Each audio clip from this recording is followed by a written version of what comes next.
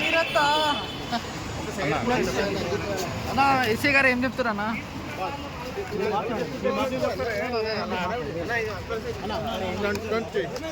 మన senior high court lawyer గారు వినోద్ అన్న మాట్లాడతాను ఒకసారి ఆయన, ఎందుకంటే నేను పక్కనే ఉన్నా కాబట్టి అన్ని ఆయన చెప్తే బాగుంటుంది, ఆయన చెప్తే బాధ్యతగా ఉంటుంది. చెప్పండి అన్న, దానికి సంబంధించి ఆయన చెప్పాలి. ఆయనకి వెళ్ళిన సార్ ఎవరు అవైలబుల్ లేరు, ఒక కేసు ప్రశాంత్ మీద అయింది అన్నాడు. అది సెక్షన్స్ అడిగినాము, అడిగితే సార్ వచ్చినాక చెప్తే సార్ అని చెప్పిండు, అయిందని చెప్పిండు. అది ఇన్ఫర్మేషన్ సార్ వచ్చినాక అఫీషియల్ గా చెప్తాను.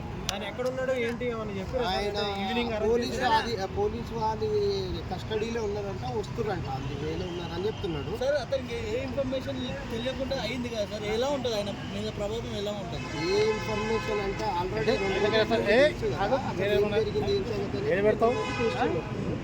ఆయన తీసుకొని వచ్చుంటే మధ్యలో ఇప్పుడు ఏదైనా సెలబ్రిటీ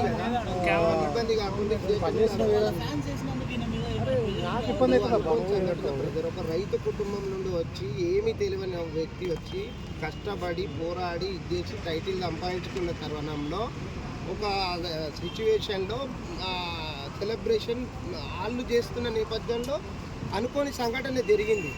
అది చట్టం దృష్టిలో చట్టానికి అందరు సమానులే, చట్ట ప్రకారం ఉండాల్సిందే. అనుకోని సంఘటన కాబట్టి నేను అంబుల్ రిక్వెస్ట్ ఏం చేస్తున్నానంటే, మన ముఖ్యమంత్రి గారికి, హోమ్ మినిస్టర్ గారికి తెలంగాణ బిడ్డకు వచ్చింది కాబట్టి మీరు ఉన్నతాధికారులతో మాట్లాడేసి ఇది చేసి అనుకోని సంఘటన దృష్టిలో పెట్టుకొని ఆయనకు స్టేషన్ బెయిల్ ఇవ్వాల్సిందిగా కోరుతున్నాను.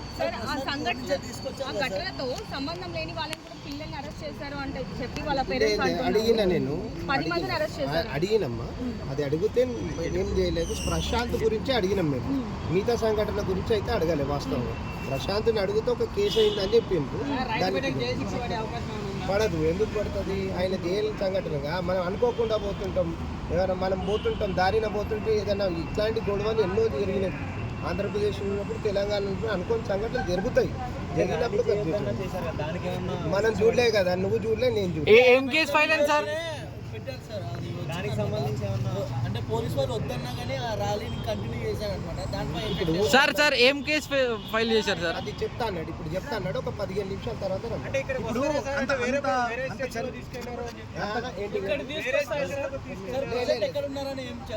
పోలీసు వాళ్ళ ఆధీనంలో ఉన్నారంటే వస్తున్నారు. అంటే ఆధీనంలో ఉంటే మాకు తెలియాలి కదా. వస్తున్నారు. నా పేరు డాక్టర్ వినోద్ కుమార్, నేను అడ్వకేట్. ఓకే, అంటే రేపు అది చట్ట ప్రకారం వాళ్ళు ఎక్కడ తీసుకురావాలనేది వాళ్ళు తీసుకొని వస్తారు. పోలీస్ స్టేషన్ పరిధిలోకి తీసుకురావాలి.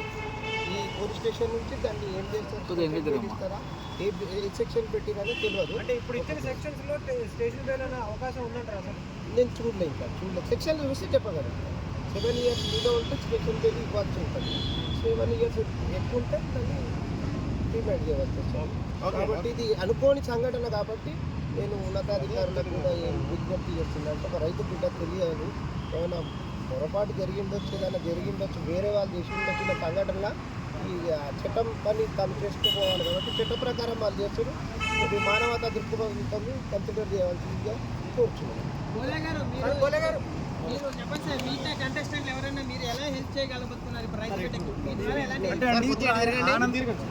టైటిల్ వచ్చినటువంటి ఆనందంలో ఎంతో ఉత్సాహంగా అతను రావడం జరిగింది.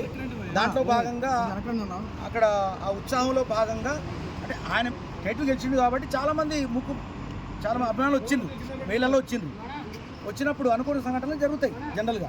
ఆ జరిగిన నేపథ్యంలో ఇప్పుడు ఇట్లాంటి కేసులు అయినాయి కాబట్టి దీంట్లో భాగంగా ఒక జరిగినటువంటి పరిణామాలు జరిగినాయి కాబట్టి అతను టైటిల్ గెలుచుకున్నాడు కాబట్టి ఆ గెలుచుకున్న టైటిల్ అన్యాయం అంటే అనుకోకుండా జరిగిన సంఘటనలకి ఆ టైటిల్ జైలు పాలు కావద్దని నా ఉద్దేశం. అట్లాంటి టైటిల్ జైలు పాలు కావద్దు. అంటే మీకు తెలుసు, అంటే గత సీజన్లో అప్పటి నుంచి కూడా ఇంతమంది ఎప్పుడు క్రౌడ్ రాలేదు. అంటే ఎందుకు ఒక కామన్ మ్యాన్, అంటే ఒక కామన్ మ్యాన్ కాబట్టి జనరల్గా ఇండస్ట్రీలో ఉన్న వాళ్ళు గెలుచుకున్నారు కాబట్టి అది ఓకే. ఒక కామన్ మ్యాన్ కాబట్టి ఎక్కువ మంది మీరు చూశారు ఓట్లు ఎలా పడ్డాయి అంటే ఇంతమంది జనం, అంటే కొన్ని కోట్ల మంది అతనికి ప్రోత్సహించినటువంటి తరుణంలో కొన్ని ఈ జరిగినటువంటి పరిణామాల దృష్ట్యా మీ అందరికీ తెలుసు. అంటే సో వెనకాల ఉన్నారని అనుకుంటున్నారు ఇష్యూస్ ఏం లేదండి, అసలు ఇక్కడ చాలా సింపుల్. అసలు నాకు మాట్లాడరాట్లేదు అసలు ఈ విషయం. నాకు అసలు మాట్లాడరాట్లేదు. స్పందిస్తున్నారు, మిగతా వాళ్ళు ఎందుకు స్పందించారు? అది నాకు సంబంధం లేదండి. ఇప్పుడు నేను స్పందించిన తమ్ముడు, నేను లోపల మీరు ఎట్లున్నో తెలుసు తన గురించి. ఎందుకున్నానే అంటే అతను కామన్ మ్యాన్గా వచ్చిన మనిషి, అంత అంత బాగా ఆడతాడు. బయట నమ్ముకున్న జనం కోసం తను చాలా బాగా ఆడతాడు. గెలిచేటువంటి స్థాయిలో ఉండడని నాకు కూడా తెలుసు ఆల్రెడీ. నేను నా పాట బిడ్డగానే వెళ్ళాను, తన మీద కూడా పాటలు పాడిన. అలాంటి తరుణంలో ఈ పాట బిడ్డ గెలిచిన తర్వాత తన టైటిల్ జైలు పాలవుతా అంటే నాకు బాధాకరమే కదండి. అంటే అమర్దీప్ లాంటి వాళ్ళ కారు కానీ ఇంకోటి కానీ డ్యామేజ్ చేయడం జరిగింది. అది డ్యామేజ్ చేయడం అంటే తను డ్యామేజ్ చేసింది కాదు కదండి. అవునవును. ఇప్పుడు పల్లవి ప్రశాంత్ పై ఆయన డ్యామేజ్ చేయలేదు కదా, కానీ ఆ డ్యామేజ్ చేసింది చాలా బాధాకరం. ఎందుకంటే నా కారు కూడా మీరు చూసింది కావచ్చు సోషల్లో, సేమ్ అలాగే జరిగింది. కాకపోతే నా అద్దాలు బాగలే అంతే. కానీ వాళ్ళు అక్కడ జరగడం అది బాధాకరం. అది నేను దాన్ని ఖండిస్తాను. ఇలాంటి వాటిని ఖండించట్లేదు కదా 100% ఆ చేసిన వాళ్ళ మీద అలా చేయడం వాళ్ళని ఖండిస్తున్నాను. అంటే పల్లవి ప్రశాంత్ దీని మీద రెస్పెక్ట్ అవ్వలేదు, తను రెస్పాండ్ అవ్వలేదు. పల్లవి ప్రశాంత్ అనే వ్యక్తి కనీసం ఇలాంటి ఇష్యూస్ జరగద్దు చేయొద్దు అని చెప్పలేదు. వచ్చి 2 days అయినా కూడా పల్లవి ప్రశాంత్ అనే వ్యక్తి ఇలాంటి ఇష్యూస్ మీద ఇలాంటి జరగద్దు అని చెప్పలేదు. అతనికి ఆట ఆడడం తప్ప అతనికి అసలు మాట్లాడడం తెలియదండి. ఒకటే మాట, అతనికి మాట్లాడడం అంటే ఇట్లా మాట్లాడాలి, ఇలా తెలివిగా అసలు అతనికి ఏం తెలియదు. అతను ఒక రైతు బిడ్డ కామన్ అంటే ఎక్కడ మట్టిలోంచి వచ్చిండు, ఆట ఆడిండు, గెలిచిండు, అంతవరకు అతనికి తెలుసు. నాకు తెలిసి అయితే నేను లోపల అతనితో ప్రయాణం చేసిన కాబట్టి, అతనితో నేను ట్రావెల్ అయినా కాబట్టి అతను నిజంగా మాట్లాడడం తెలియదు. అదే ఇంతమంది ఆడియన్స్ ఈ టైటిల్ గెలుచుకున్నా నేను, అంటే తనకు వచ్చిన డబ్బులు కూడా రైతులకు ఇద్దాం అనుకున్నాడు, తను పంచి పెడదాం అనుకున్నాడు. ఆ తరుణంలో అతను ఏదో అంటే అతను తెలియదు ఇది తప్పు, ఇది నేను తప్పు మాట్లాడుతున్నా, ఇది తప్పు అయిద్దని కూడా తెలియదు. చాలా మంది పిల్లలు కూడా ఈ ఇష్యూస్ లో ఇన్వాల్వ్ అయిపోయినారు. వాళ్ళందరూ మైనస్ అని కూడా చెప్తున్నారు.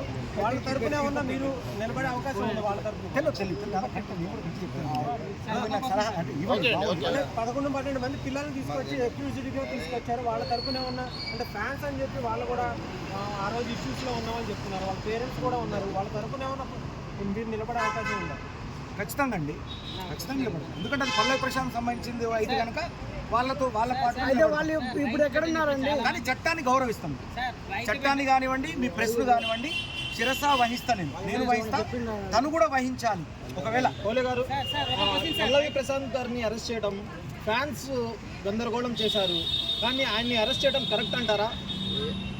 ఒకటండి, ఇప్పుడు చట్టపరంగా వాళ్ళు చేసిన పని వాళ్ళు చేశారు, దాన్ని నేను రాంగ్ అని ఎలా అంటాను? సో వాళ్ళ ఎలా చేశారు సార్ అని చెప్పి మేము తెలుసుకోవడానికి మేము వచ్చాం ఇక్కడ. వాళ్ళు ఆడియన్స్ ఇలాంటి వాడిన మేము గెలిపించిందని చెప్పేసి కామెంట్స్ పెడుతున్నారు. నీకు 2 ఫేస్లు ఉన్నాయి, నువ్వు కప్పు గెలుచుకున్నాకనే నేను నిజస్వరూపం బయటకు వచ్చిందని తిరుగుతున్నారు అన్నమాట. సో మీకు ఎలా అనిపిస్తుంది? ఇప్పుడు రైతు బిడ్డకు మొత్తం నెగిటివ్ అయిపోతుంది, మీరు ఎలా ఫీల్ అవుతుంది? బిగ్ బాస్ లో మీ అందరికి తెలుసు అంత ఈజీ కాదు. ఒక రోజు, 1 వారం, 2 వారాలు, 10 వారాలు, 15 వారాలు మీరందరూ చూశారు. అంత ఈజీగా ఓట్లు వేసారు 5 కోట్ల మంది. ఆయన ఏ ముఖం మనకు తెలిసిపోద్ది కదండి. ఇప్పుడు నేను 5 వారాలు ఉంటే నేను 5 వారాల్లో ఎలాంటినో మీరు చెప్పగలిగింది, ఇంత అభిమానం నా మీద ఉంచగలిగింది. అలాంటప్పుడు ఆయన 15 వారాలు ఉన్నాడు. తెలీదండి అయ్యా, ఇప్పుడు ఇక్కడ ఏం జరుగుతుందో దానికి సంబంధించి వచ్చాము అంతే తప్ప మిగతా తెలీదండి. సరే, ఓకే, థ్యాంక్ యూ.